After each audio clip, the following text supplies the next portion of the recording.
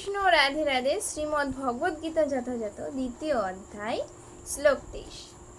নৈনং ছিন্দতি শস্ত্রাণি নৈনং দহতি পাবক না চৈন ক্লেদয়ন্তাপ না শশয়তি মারুত।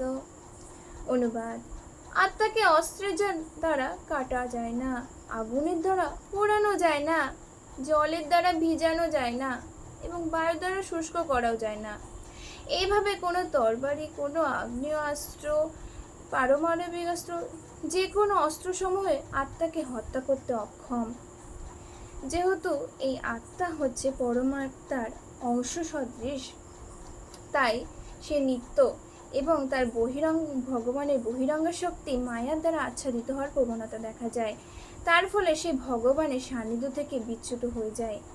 ঠিক যেমন আগুনের স্ফুলিঙ্গ আগুনের অভিন্ন হলেও আগুনের সান্নিধ্য না থাকার ফলে সেটি নিভে যায়, ঠিক তেমনভাবে আমরা ভগবানকে ভুলে গিয়ে এই জড় বন্ধনে আবদ্ধ হয়ে পড়ি এবং এই মায়ার দ্বারা আকৃষ্ট হয়ে পড়ি।